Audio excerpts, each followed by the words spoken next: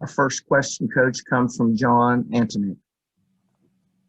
Hey, Coach, just a quick rundown of some of the guys that you're working with, that you're impressed with, some guys that maybe are elevating themselves in so far through the spring. Yeah, I think as a whole, the guys that we played with,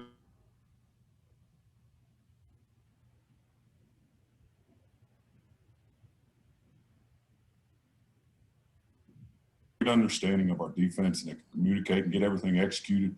And then the biggest surprise would be Scotty Young, and I shouldn't say surprise. The biggest impression is Scotty Young. He's had a great spring playing the spear position and also learning the free safety position. He is a terrific football player, has unbelievable instincts. He's the leader of our defense, one of the leaders of our defense. So he's had a really, really good spring. And then the newcomers coming on, and I know KJ's not a newcomer, but KJ Martin's came back with us this spring since after last season, and now he's coming on and having a really, really strong spring, and he's got a great opportunity because Sean Mahone's down a little bit right now, so he's missed some practice. So KJ Martin has had a really, really good spring, and then really excited about our young guy, Davis Mallinger. And I hated he hurt his knee on Saturday a little bit, but it's nothing serious, so he'll be back with us. But he's had a really, really good spring and starting to understand his position because they haven't played defense in a long time. He played a lot of wideout last year, but he is going to be a great football player. Really excited about him. Coach, real quick, I know Neil mentioned Saturday. He said he likes where the ones are in totality with the defense. Backups are still being developed. Where do you see that from your view? I think the development is there. KJ Martin will have no drop off with KJ.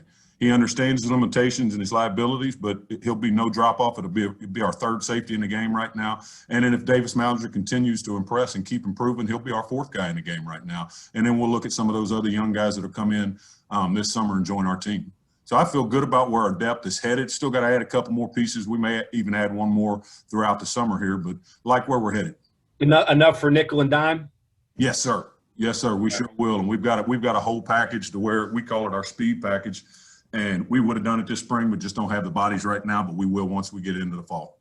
Thanks. Yes, sir. Our next question comes from Kevin Kinder. Hey, Coach. Good to talk to you again. Definitely. In terms of switching positions, flipping around a little bit, what are the easier position switches to make for the guys that you coach, or is there one that stands out as, hey, this is the most difficult, the biggest difference in skill sets in playing one spot versus another? In terms of the two safeties, the cat safety, the free safety, there really are no difference. They got a couple different calls, but they have the same exact techniques in both of them. So I think that position is the easiest to switch back and forth between. The spear is the one that has a little bit different because he's your hybrid corner safety guy that's got to play a little bit of man coverage out there on the number twos and things like that. So I would say that the spear to the cat safety, free safety positions is the hardest one to switch and play both of them. And then the two safeties should be interchangeable. And do you have one guy that maybe excels at that, can make those kind of switches the best, the easiest right now? Right now, the one that can play all three is Alonzo Adai. He's one of the smarter players that I've ever been around, and he understands not just what his positions are doing, but that's why he's able to play really fast, because he understands where the wheel's supposed to be, the mic's supposed to be, and all the pieces around him. But he can play spear, he can play cat safety, he can play free safety. Mahone can play both safeties. I wouldn't feel comfortable putting him down at the spear position. I'd feel comfortable putting KJ Martin down in all three of them because he understands it, a very intelligent young man. And outside of that, I wouldn't mess with most of them, especially not Mallinger. He's going to learn just the cat safety right now and just try to get him to figure that part out.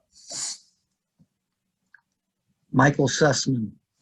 Coach, this was a defense last year that was able to generate a lot of turnovers, 11 interceptions. Have guys been making those big-time plays in practice to this point, and how much of an emphasis do you place on getting those turnovers? Well, the emphasis is that's one of our non-negotiables. Is we got effort to the football, and we got to get the ball in our hands. We got to make sure we get takeaways, is what we call them. We don't call them turnovers. We got to get takeaways on our side, and we harp that every single day. We work ball drills every single day inside of individual periods. They do edge work, and they'll get on the jugs after practice and catch ball drills. And it has shown up in practice. Well, we've had a few drops, which I'm not real happy about, but we have shown up. We're doing some things differently with our free safety and putting him really as an OTB guy, so he's able to lurk and steal some different concepts that the quarterbacks are giving us. So it is a high emphasis in terms of takeaways, and it's something we practice every single day, and it is showing up. Greg Hunter. So, Coach, a little bit more on KJ Martin. How much rust did he have when he first came back, having not only played or practiced? And, how well has he knocked that off? I'd say it probably took him 6 or 7 practices to knock it off fully. And the biggest adjustment for him was the live aspect of it, tackling. Because when you don't tackle in a long time, it becomes really hard to do. But he's got back into the flow of things. And like I said, I think about 6 or 7 practices it took him to knock that rust off, and I think he's back to full speed now, especially after Saturday. Jared Siri. Hey, Coach. Wanted to ask you a bit about Quamazius Mosby. Kind of what does his spring look like, and where do you see him slotting in at come the fall? I think Mosby has a great opportunity to be a special teams contributor for us right now. I think he's got a bunch of people ahead of him in the corner spear position, but he's going to be a guy that, because I run the punt return unit, he'll be a guy that is one of our block guys because he understands direct angle and things like that. He'll be able to run down on kickoffs and be a gunner on the punt team. So I think right now in his head, he's got to be thinking, I got to buy in and I got to find a way to be on all of those special teams so that he can be a contributor right now. But he has had a really good spring. Cody Nesper. Hi, Dontae. I wanted to ask about Scotty Young a bit more. And I'm just wondering, how did he handle last year not playing? Because that, up until that point, he'd really been a full-time starter his whole time in college. Yeah, it was the first time in his career that he's not been a contributor at all. And I thought he handled it just like Alonzo Adai did the year before. He's obviously he's an older guy and he's very mature and he understands that, okay, this is not my fault at all that I'm sitting out. It's because of rules. And no matter what, I've got a role. And his role was to be on that scout team and to try to learn our defense as much as he can. And you can see he did that. He took that role serious because he was able to come back and help us in the bowl game and be no drop-off when we needed him. But I thought he handled that really, really well in terms of being a leader and teaching those young guys that are on the scout team, were on the scout team with him, of how to practice and how to be a professional. But I thought he did a great job with it. Back to Kevin Kinder. Could you touch a little bit on the special teams work you've been doing? Been watching a lot of that. Are your position guys the best suited players to be on coverage teams, do you think, on special teams? And one or two guys that are standing out to you there? Yeah, I think that all safety should be on every single special team because I talk about it all the time. They better be the best athletes on the field because they got to go down there and bang with the big boys at times, and they got to run with the wideouts. And that's what special teams is being able to be physical and being able to run. So all of them are on it. I think Davis Mallinger is going to be the one that's going to surprise us on special teams. I really do, because in special teams, you don't have to think a lot. And as a freshman, he doesn't know what he's doing. He's swimming a little bit, but he can run. The kid can flat out run, and he's physical, and he's not scared of contact. I think he's going to help us both in a return game as a kickoff returner and a punt returner, potentially. He'll help us on kickoff and then being a gunner on the punt team. So he'll be a big role. And then the rest of those guys, all of them, Sean and Scotty and Alonzo will all be on special teams. They'll start at least 2 of them because we won't let them start any more than that because they're starters on defense. So they only get 2, but they'll be big-time contributors. Safeties and linebackers have to be the core of your special teams. And then one follow-up on that, you can see a lot of the drills that you're doing, how they relate, and you can find out what guys can do and hopefully plug them right in.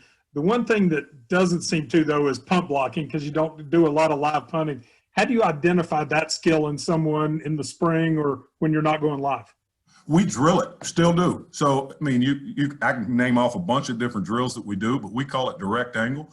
And all punt block is understanding how to dip and drive, which is reducing my surface area, and then trying to step and replace my hand and not false step. Because what happens when we don't block punts is normally I've either stepped laterally inside and now I've taken myself away from the block point, or I step underneath myself and I'm running wide now. Okay, so we're teaching those guys to step and replace their hand to keep them on that direct angle vertical line. All right, but we rep that all the time when we do our pride circuits. Next question goes to Greg Hunter. So, Coach, 2 questions here. First of all, you get a couple of walk-ons at safety as well. So tell me a little bit about Naeem Muhammad and how he has come along. And I know he's played in the class. And then also Avery Wilcox. Naeem Muhammad has had a really good spring also. Naeem's problem only comes when he gets his eyes are bad. Naeem has to have great eye discipline. He has to be better at that, but he's taking advantage of the role now that he's in the 2 scenario there at the spear position behind Scotty. So he's getting a bunch of reps and he's getting better every single day and understanding the defense. Naeem's the thing he's done the best this spring, we talk about special teams, he's blocked 4 kicks this spring. So he's going to be a guy that we've diagnosed from punt team, and he's on the Pride Scout team, and he's blocked 4 kicks. So he'll earn that opportunity to be on the Pride team when we start Wednesday and put that full unit out there. So he's had a great spring. He'll be a contributor for us on all special teams, and he'll be a great backup right now behind Scotty Young at the spear position. Avery Wilcox has had a really good spring also. He had a rough fall last fall, and he's changed his body and grown and developed and started to get stronger. And now he's starting to understand the defense, and he can play with these guys. Yeah, I think he was a little bit in over his head last semester. Coming from being a freshman in college, coming straight out of high school, he was a little bit above his head. He's really done a great job in the weight room, and now starting to develop on the field, and he'll be able to help us moving forward. And then a follow-up to that, you signed a couple of guys that are going to likely play safety for you coming in the summer. How hard is it to get a freshman up to speed quickly? I mean, we've seen guys that have played as true freshmen in the past. It's tough, but it's helped now because we get to use practices during the summer and have OTAs, so they get a little bit more time at it. They're not like the old school, and we just come in at fall camp and they get those 15 practices and they got to be ready to roll. So they get the extra practices, so we'll have time to do that. And honestly, the daggone quarantine has helped us so much because now we can teach off of Zoom, so I can go ahead and start having position meetings with these guys and start getting them a little bit of film and be ahead of schedule on that. So it's not as difficult as it used to be, but it's still not easy by any means. But we're going to have to count on those 2 guys that are coming in, both Aubrey Burks and St. McLeod. They're going to have to be ready to go for sure on special teams, and then they'll have to provide us depth on the back end. John Antoni. Coach, I've got 2 here. One, right now, in your opinion, what is the best attribute of this defense? That's a good question. Oh. What does it do well? They play well together.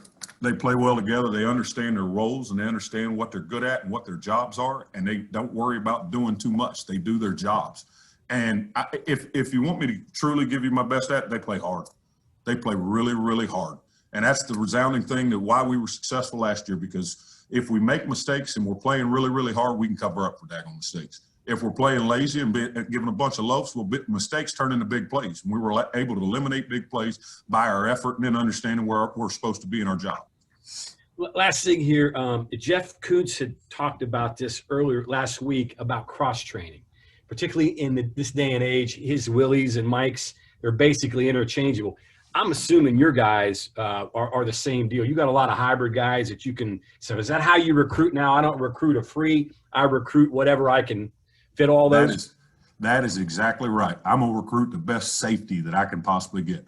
And what we're hoping to get to is we recruit 3 bodies that are all the same from the spear, the cat safety, and the free safety, because that'll help us with tempos, which we get a lot of tempos in the Big 12. And that's where they get you is they get you one side of the field. Now you got to run all the way to the other side because I'm just a cat safety or I'm just a spear. But if we can merge all those positions together, well, now we can play left and right, and now we get ahead of it. So, yes, I am trying to completely get those guys to cross-train and no bow.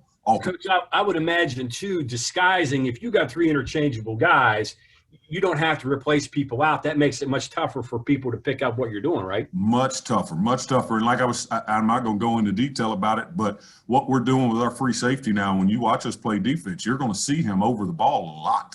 And he's going to be over the ball, and then he's going to be playing cover 2 into the boundary. He's going to be over the ball, and he's going to be a run fitter off the back. He's going to be over the ball, and he's going to be playing number 2 into the field. So we're going to be able to do a lot of things with that disguise. But also, like you said, having those guys be mirrored and be left and right can really, really help with our disguise as well.